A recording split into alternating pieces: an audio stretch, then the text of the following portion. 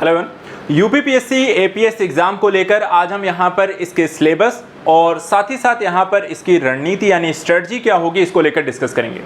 जैसा कि आपको मैंने पिछले वीडियो में यहाँ पे बताया था, इसके पैटर्न को लेकर डिस्कस किया था, एलिजिबिलिटी क्या है, क्राइटेरिया क्या है, age limitation, number of attempts, यहाँ पर इन सारी चीज़ों को लेकर एपीएस एग्जाम को हमने कल के वीडियो में डिस्कस किया है। अगर आपने नहीं देखा है तो आप प्लेलिस्ट में जाइए यहाँ पर वर्कशॉप ऑन गाइडेंस वीडियो में, और वहाँ पर आपको ये एपीएस से रिलेटेड वीडियो मिल जाएगी, तो उसको ज़रूर देखना है क्योंकि उसमें बाकी सारी जानकारी आपको दी गई है, तो उसको देखे बिना यहाँ पर इस वीडियो का महत्व नहीं है।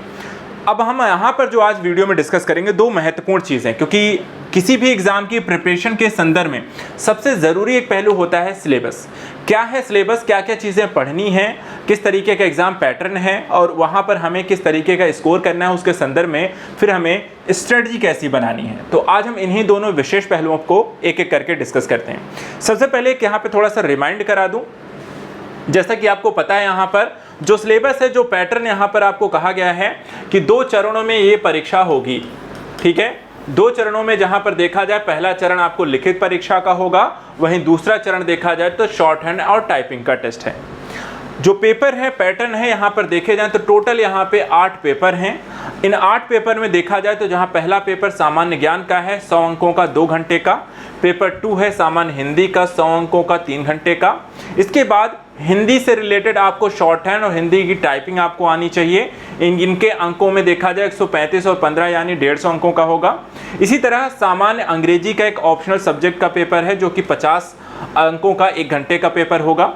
इसके बाद ऑप्शनल वैकल्पिक ही रहेंगे 2 और पेपर, अंग्रेजी के शॉर्ट हैंड 135 अंकों की, अंग्रेजी टाइपिंग यहाँ पर 15 अंकों की, और लास्ट यहाँ पे 8वां जो पेपर है कंप्यूटर ज्ञान का 100 अंकों का जो कि 1.5 घंटे का पेपर है। अब इन्हीं के संदर्भ में हम इनके सिलेबस चेक करते हैं, देखते हैं कि इन 8 पेपर के सिलेबस में क्या क्या है। सबसे पहले यहाँ पर पहले 2 पेपर्स देखते हैं जो कि सबसे इंपॉर्टेंट हैं।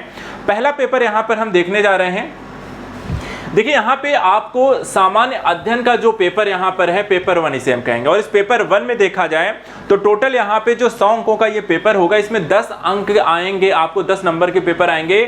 एब्रीवेशन यानी कि लघु रूप, किसी चीज़ों के यहाँ पे आपको लघु रूप पूछे जाएंगे, जिसका मतलब क्या होता है, ऑप्शन के रूप में आएंगे, आपको उसे टिक करना है। ठीक है, तो यहाँ पर देखा जाए ये आपको एक तरीके के MCQ टाइप का यहाँ पर आपको ये क्वेश्चन है। दूसरा यहाँ पे देखिए, जैसे प्रसिद्ध पुस्तकें और लेखकों को लेकर के यहाँ पे 10 अंकों के क्वेश्चन आएंगे। ठीक है, ये सारा पूरा पेपर यहाँ पे MCQ टाइप का रहेगा। 10 नंबर यहाँ पे प्रसिद्ध पुस्तकें और लेखक को लेकर आएंगे। इसी तरीके से 10 अंकों का पेपर आएगा इतिहास से, जिसमें पूर्वज, मध्यकालीन, आधुनिक भारत के संदर्भ में यहाँ पर ये क्वेश्चन आपसे पूछे जाएंगे। ये जीके टाइप का क्वेश्चन है। ठीक है, जीके टाइप का, सामान्य अध्ययन नहीं, सामान्य ज्ञान रिलेटेड यहाँ पे एक क्वेश्चन तरीके से पूछा जाएगा। इसी तरीके से विज्ञान, जनरल साइंस से रिलेटेड यहाँ पे 10 अंकों का पेपर, 10 नंबर का क्वेश्चन होगा। इसके अलावा भूगोल जो है उससे रिलेटेड क्वेश्चन होगा जो कि यूपी से संबंधित आपसे पूछा जाएगा, और ये आपको 6 नंबर का होगा। इसी तरह भारत के भूगोल से आपको 4 नंबर के क्वेश्चन यहाँ पे आएंगे। टोटल यहाँ पे देखा जाए 4 क्वेश्चन भारत के भूगोल से और 6 क्वेश्चन यूपी के भूगोल से, तो यहाँ पे 10 नंबर का ये क्वेश्चन आएगा। इसके अलावा पॉलिटी अर्थी भारतीय संविधान से रिलेटेड 10 अंकों का क्वेश्चन आएगा। स्पोर्ट्स से रिलेटेड यहाँ पर देखें तो आपको 10 अंकों के क्वेश्चन यहाँ पे आएंगे। इसके साथ साथ महत्वपूर्ण शहर संस्मरण भवन जो है वो भारत के संदर्भ में पूछे जाएंगे, जो कि 10 अंकों का ये भी आपसे पूछा जाएगा।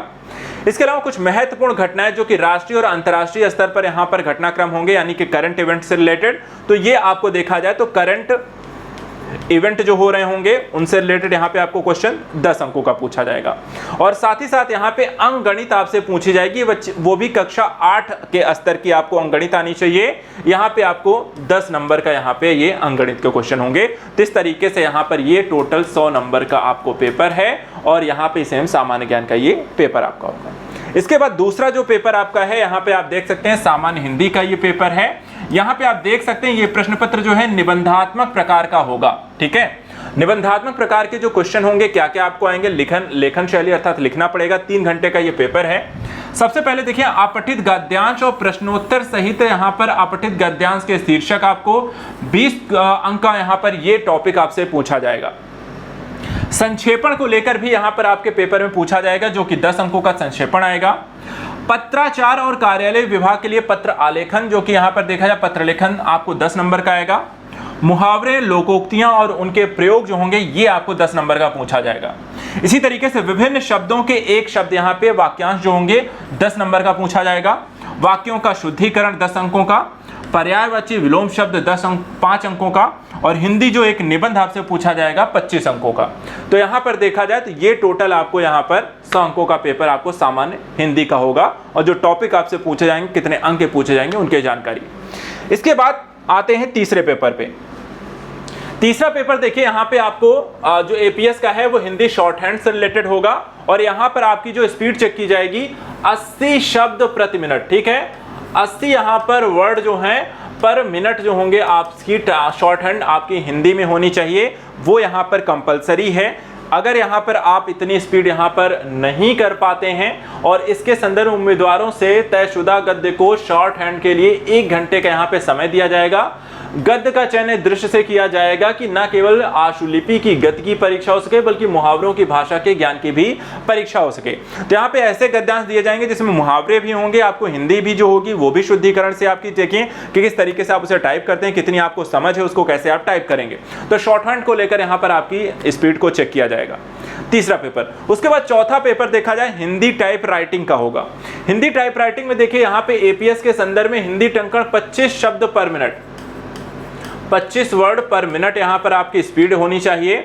साथ ही साथ ये भी कहा गया है कि स्पीड यहाँ पर इससे कम गति प्राप्त करने वाले उम्मीदवारों को पात्र नहीं माना जाएगा। अर्थात आपकी हिंदी अगर स्पीड 25 वर्ड पर मिनट से कम होगी तो आप यहाँ पर इसके योग्य नहीं माने जाएंगे, आप इस एग्जाम में डिस्क्वालीफाई हो जाएंगे।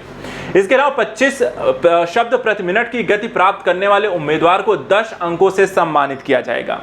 और अगर आपकी स्पीड प्रत्येक 5 शब्द प्रति मिनट से यहाँ पे ज्यादा आपको पाई गई तो वहां पर 1 अतिरिक्त अंक यहाँ पे दिए जाएंगे, और इससे प्राप्त कुल 15 अंकों को अधिक नहीं होंगे। कुल अंक देखा जाए तो इस तरीके से होंगे। अब यहाँ पे देखिए आपको जो अंक यहाँ पे प्रोवाइड कराए जाएंगे, यदि आपकी स्पीड यहाँ पे देखा जाए 15 से 29 शब्द होगी तो 10 अंक दिए जाएंगे। 30 से 34 अगर आपकी वर्ड स्पीड होगी पर मिनट तो उसके लिए 11 अंक। 35 से 39 शब्द पर मिनट होंगी तो 12 अंक।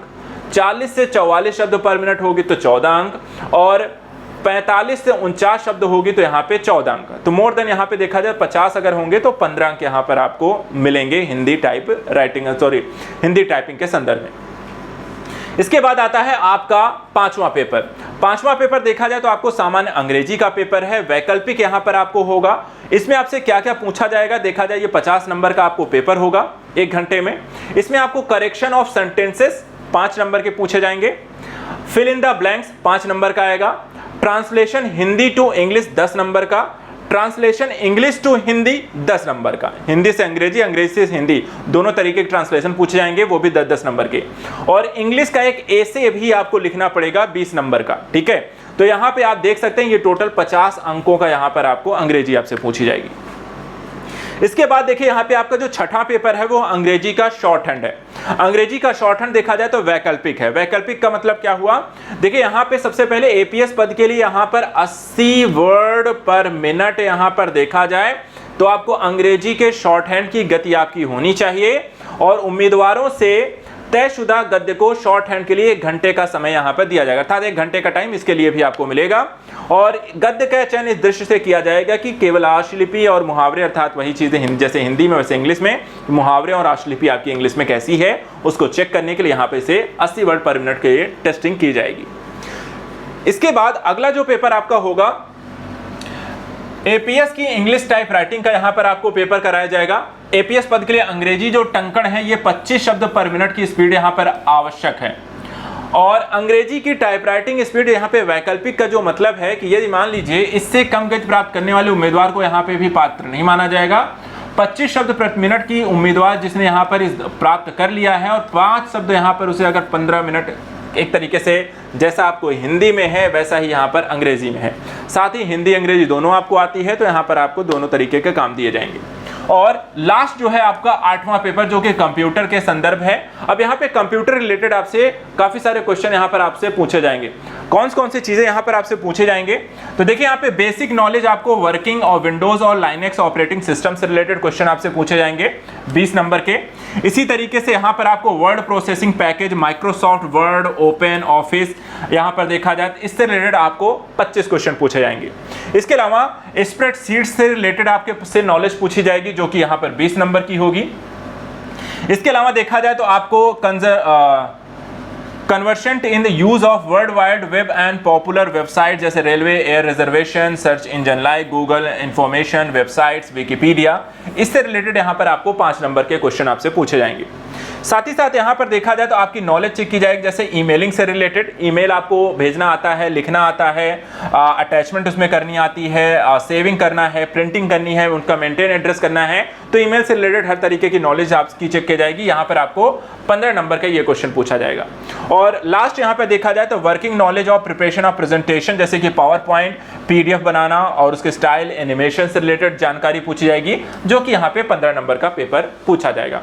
तो ये है आपके 8 पेपर और उनका सिलेबस, डिटेल में कौन सा कितने नंबर का आपसे पूछा जाएगा इसकी जानकारी है।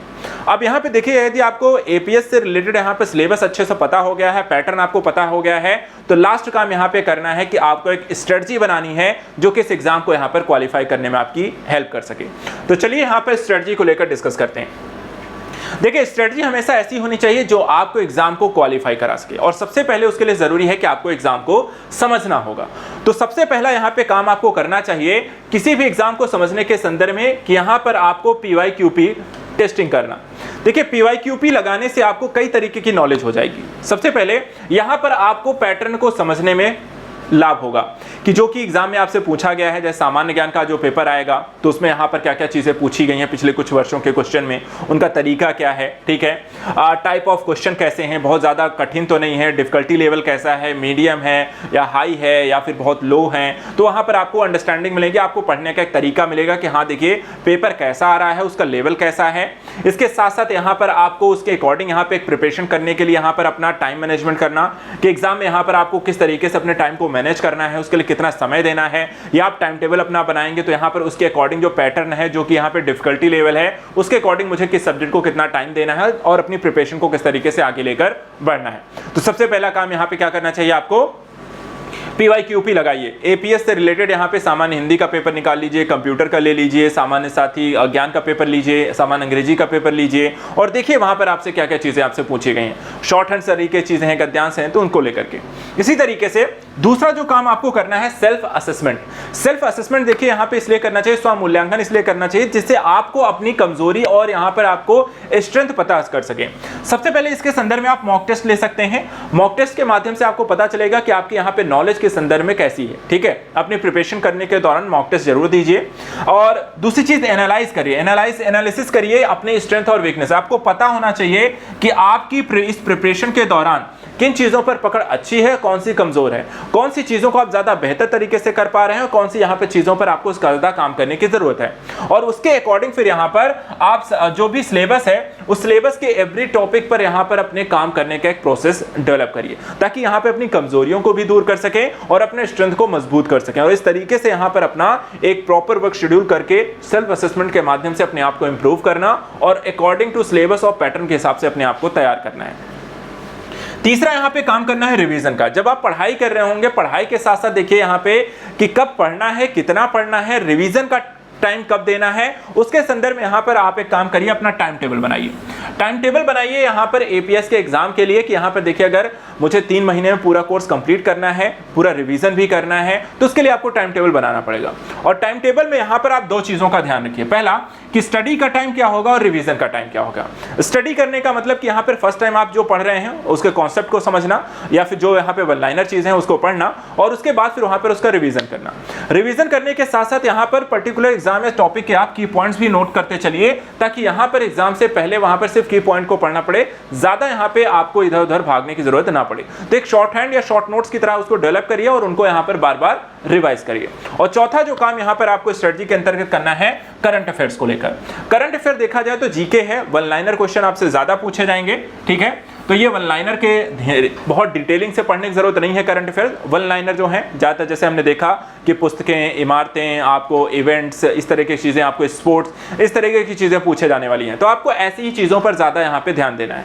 इसके साथ साथ आपको क्या करना है कि लेटेस्ट इश्यूज पर ज्यादा फोकस रहिए करंट इवेंट के संदर्भ में। एक साल के करंट अफेयर में जो भी डेवलपमेंट हुई होंगी, जैसे कि 2023 में अगर एग्जाम होने वाला है तो 2023 में यहाँ पर आप जनवरी से उठा लीजिए, जो भी करंट इश्यूज यहाँ पर डेवलप हुए हैं अलग अलग फील्ड्स में, उनको यहाँ पर आप पढ़ लीजिए।